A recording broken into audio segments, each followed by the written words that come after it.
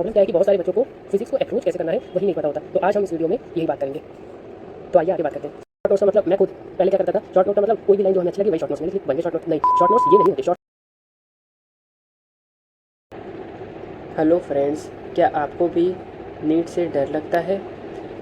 क्या आपको अब समझ नहीं आ रहा कि नीट 2026 के लिए हम कैसे प्रिपेयर करें? तो मैं इस वीडियो में आपको एक एग्जैक्ट प्लान बताने वाला हूं जो मैंने फॉलो करा था टू क्रैक अ नीट। तो आइए शुरू करते हैं। Hello, my name is Ankit Yadav with all India rank 2305 with only online study. तो सबसे पहले अपने आप मन से एक कन्फ्यूजन निकाल देना कि ऑनलाइन से सिलेक्शन नहीं होते, उल्टा ऑनलाइन से सिलेक्शन भी होते हैं और बहुत अच्छी रैंक भी आ सकती है इफ़ हम सही अप्रोच से आगे बढ़ें।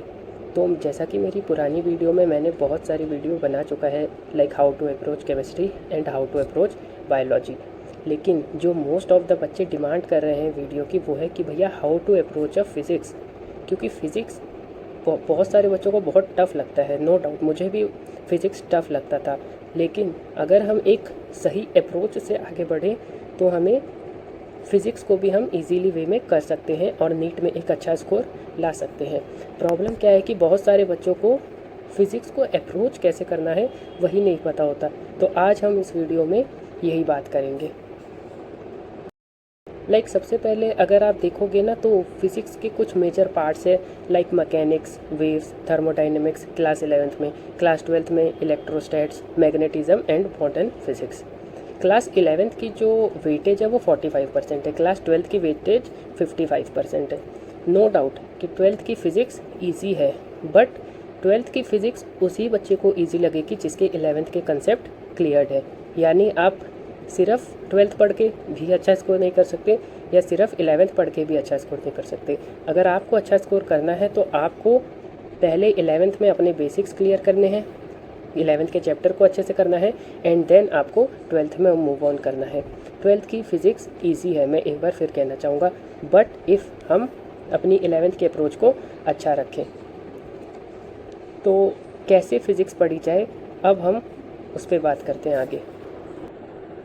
कि अब हम यहाँ से फ़िज़िक्स को कैसे अप्रोच करें कि हम नीट क्लियर कर लें। तो आप देखो यहाँ से नीट तक अप्रॉक्सीमेटली 270 प्लस डेज़ हमारे पास बचे हैं, जिसमें अगर हम मान लेते हैं आज 1 अगस्त है तो आप इस अगस्त से लेकर मिड दिसंबर या स्टार्टिंग ऑफ जैन तक अपनी 11th कंप्लीट करिए और उसी के बाद मिड जैन से फेब एंड तक आपकी 12th को कंप्लीट होना पड़ेगा, जिससे कि आप मार्च में इन दोनों को कंप्लीट करके रिवीजन प्लस टेस्ट से रिवीजन करिए, जिससे कि आपके दोनों चैप्टर होते चले जाएंगे और साथ के साथ चैप्टर रिवाइज होता चला जाएगा और जो भी वीक एरिया होगा इस गैप में आप उसे रिवाइज भी कर लेंगे। मैं कहना चाहता हूँ कि जैसे अगर आपने जैन से स्टार्ट करा और फेब एंड तक, 12th में most of the part her institute बहुत स्पीड में 12th पढ़ाते हैं, तो अगर फेब एंड तक आपका मान लेते हैं थोड़ा सिलेबस रह भी जाता है तो आप उसे थोड़ा छोड़िए और मार्च की स्टार्टिंग या मिड मार्च से आप टेस्ट देना स्टार्ट करिए फ़िज़िक्स का। आप फिज़िक्स का टेस्ट देना स्टार्ट करेंगे, 11th तो आपने कंप्लीट कर ही रखिए, उसको आप अच्छे से कर लेंगे। 12th में स्टार्टिंग के चैप्टर आप हो जाएंगे, मैं मान लेता हूँ आप EM वेव तक पहुँच जाएंगे। और बहुत सारे बच्चे क्या करते हैं, मॉडर्न के जो फिज़िक्स है वो भी कर लेते हैं, तो मैं मान के चलता हूँ आपका वो भी हो जाएगा। लेकिन जो चैप्टर बचते हैं वो है रे ऑप्टिक्स और वेव ऑप्टिक्स, जिसमें बहुत सारे बच्चों को प्रॉब्लम होती है, तो आप वो चैप्टर वहाँ छोड़ देना और टेस्ट सीरीज़ आप देना स्टार्ट कर देना। अब आप टेस्ट देते जाओगे, आपका स्कोर इम्प्रूव होता जाएगा और रे ऑप्टिक्स वाले सवाल आप छोड़ते जाना।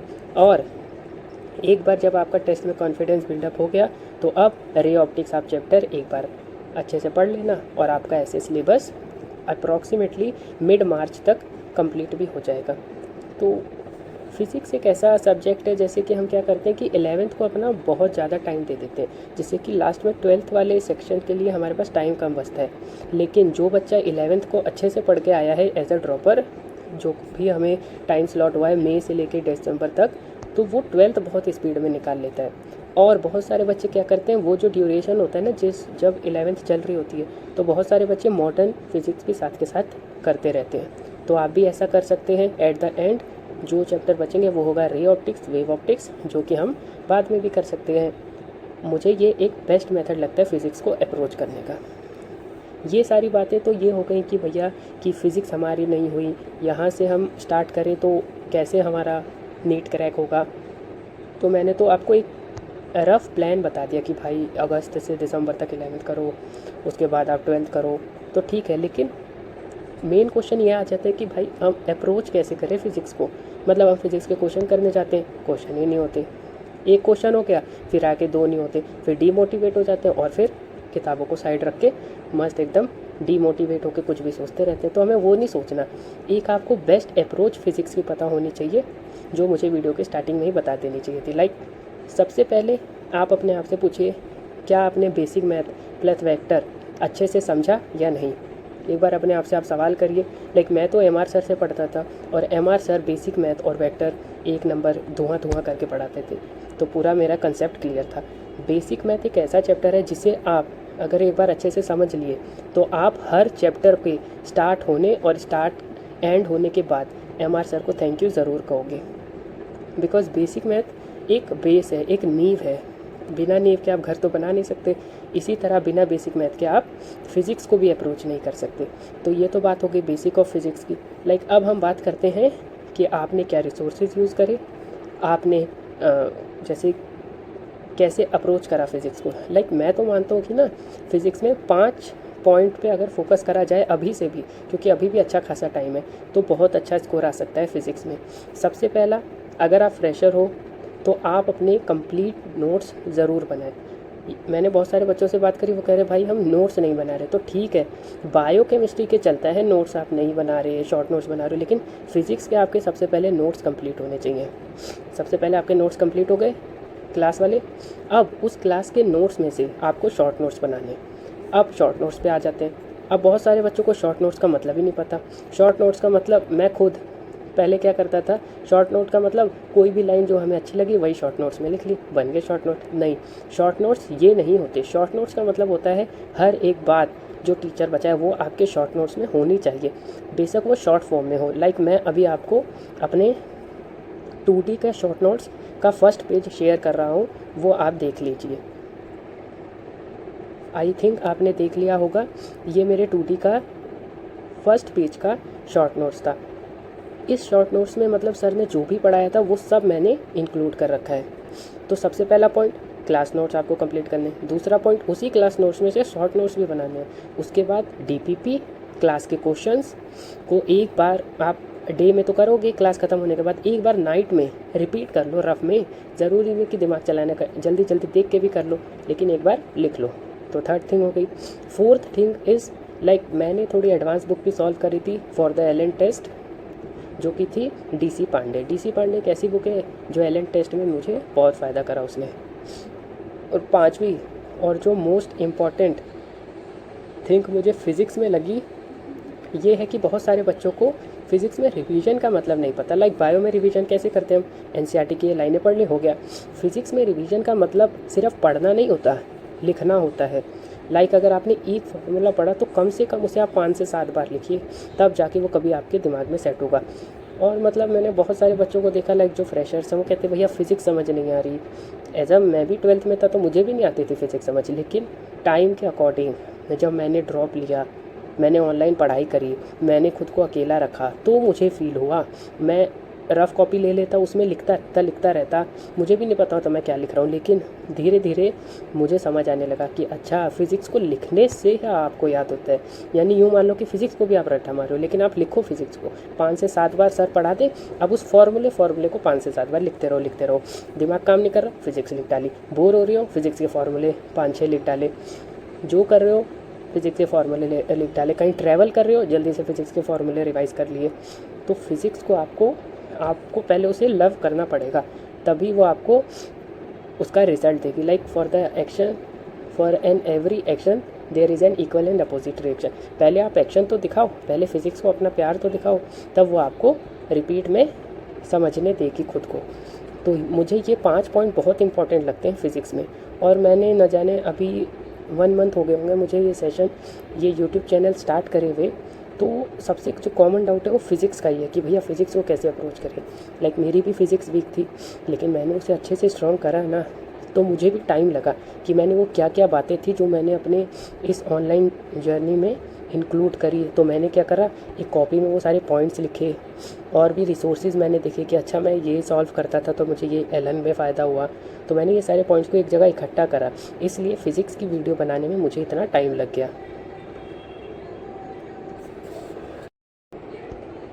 मैं एक बार आपको फ़िज़िक्स में क्या क्या बुक पढ़े, क्या क्या क्वेश्चन के रिसोर्सेज यूज़ करें, उसके बारे में मैं आपको एक बार बता देना चाहता हूँ। सबसे पहले तो आप डीपीपी करेंगे क्लास के साथ। उसके बाद मॉड्यूल की एज सच फिज़िक्स में ज़रूरत नहीं है, क्योंकि जो एमआर सर को फॉलो करते होंगे वो जानते ही होंगे, बिकॉज सर इतने सवाल कराते थे कि मॉड्यूल तक पहुंचने की हिम्मत ही नहीं बनती। तो आप डीपीपी करो, क्लास के क्वेश्चन है उसको रिपीट करो, एंड अगर टाइम बचे तो for the level up, for the advancement और for the age in test series आप जो है डीसी पांडे सॉल्व करो। स्टार्टिंग में 10 क्वेश्चन 15 क्वेश्चन पर डे हो जाए वो भी बहुत है, but time to time increase करते रहो, इसका फ़ायदा आपको टेस्ट सीरीज़ में ज़रूर मिलेगा। और एक पॉइंट है जो मैं अभी बता देना चाहता हूँ, बट मैं रिकमेंड करूँगा कि ये आप लास्ट में ही पढ़ना जब आप रिवीजन कर रहे हो। जो फिज़िक्स में लास्ट वाला पार्ट है ना, जिसमें summary plus point to pointer लिखे हुए हैं, ये पार्ट बहुत इंपॉर्टेंट है। एनसीईआरटी की फ़िज़िक्स में ये है और इससे क्वेश्चंस भी बन सकते हैं।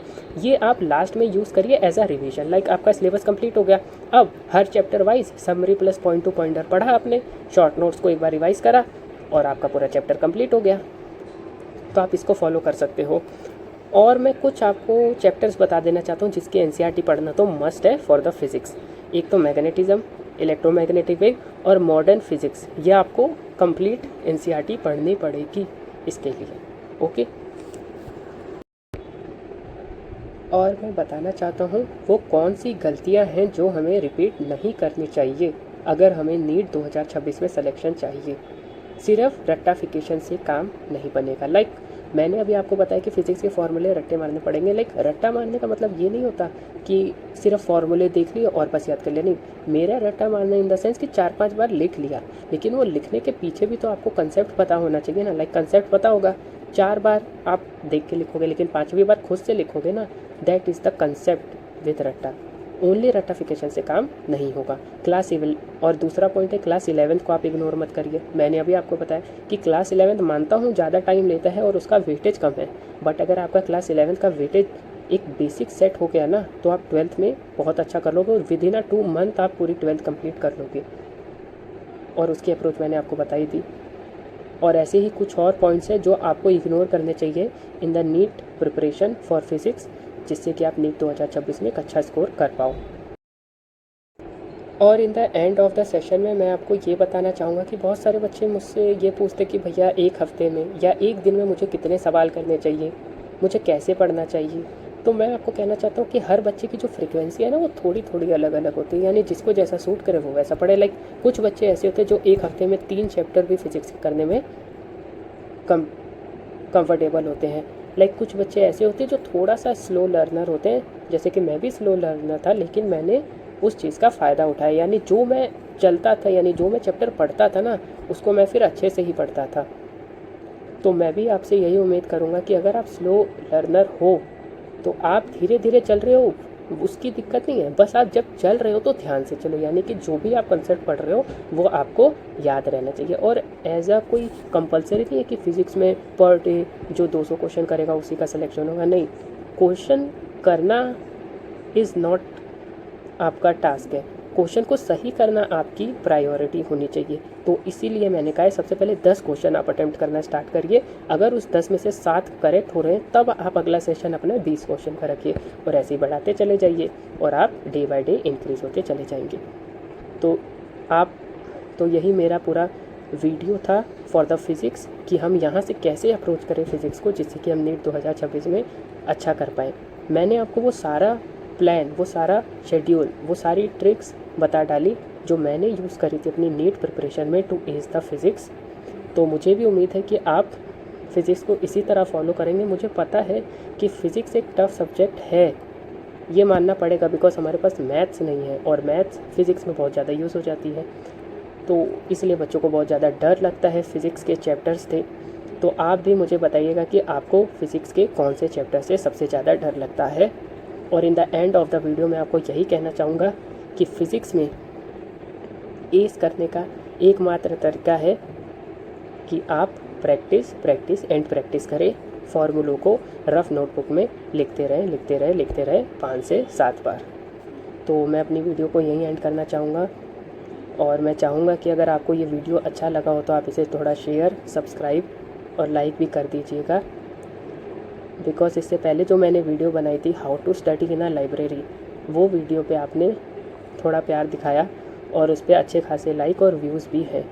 तो मैं ऐसी है अच्छी वीडियो और ट्राई करूँगा बनाने की, जिससे कि आप लोगों की हेल्प हो सके, बिकॉज़ मैं भी एक ऑनलाइन स्टूडेंट था और मुझे वो पेन पता है कि जब बच्चा टीचर ने तो क्वेश्चन दे दिया, अब बच्चे से सॉल्व नहीं हो रहा, अब बच्चा सोल्यूशन के लिए अलग अलग जगह भटकता है और वही प्रॉब्लम हो जाती है। अब बहुत सारे बच्चे क्या है, क्वेश्चन नहीं बना, स्किप करा, चलो ना कभी और देख लेंगे, हम वहीं दिक्कत कर देते हैं। ऑफलाइन का यही एक एडवांटेज है कि वहाँ पे अगर कोई भी डाउट हुआ, आप झट से टीचर के पास गए, बताया सर ये हमें क्वेश्चन नहीं आया, सर आपको झक मार के कोई ना कोई सोल्यूशन देगा ही।